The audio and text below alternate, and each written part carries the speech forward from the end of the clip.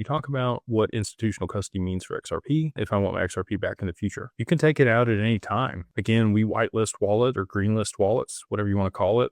And you just tell us, hey, I want my XRP out. And we say, okay. And we sign it and send it back to you. The SLA at Anchorage is 24 hours. So, it can take up to that amount of time. I really liked when we worked with standard custody. The longest it ever took when we were at standard custody was about, 3 hours one time. Anchorage is normally pretty quick.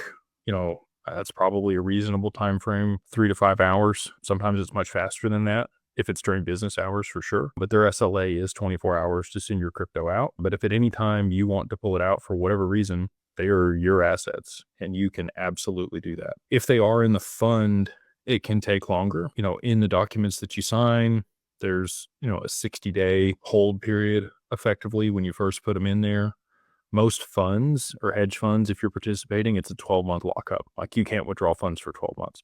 So we're much more reasonable and flexible than that. If there is a situation where you really have to have them and, you didn't disclose it to your financial advisor, that could be a problem. They're going to help you mitigate that risk. They're probably going to advise you not to put all of your assets into the fund. But if you chose to do so, irrespective of their commentary, and you needed them back like immediately, I think we've got it done in as little as like 100 hours. A little bit less than 100 hours to be able to unwind it out of the fund and get them back to you. So I know it's not DeFi. Okay. I know it's not real-time instant settlement, swapping back and forth. There are other counterparties that are involved, but this is also a good thing. And it also mitigates some risk for you. If there is a deep fake or a situation where, somebody's asking for stuff and it does take longer to get the assets out of there, it's probably a good thing, right?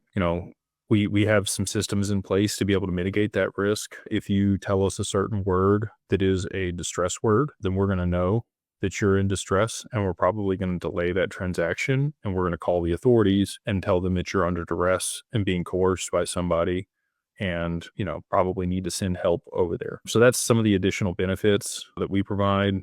I know it's not like as fast as a Zaman wallet, but that's also some of the additional benefit that we provide because it's not as fast and there is a little bit of friction there. I think you would probably want it that way. So anyway, it's a give and take. It's the best solution that's out there, in my opinion, as things sit today, but we will, continue to iterate upon that. And as we add additional friction to make sure that there's verifications for people, we can probably, increase that time. And we're going to continue to work on Anchorage because they are, at the end of the day, the institutional custodian, and it is their SLA that we operate under.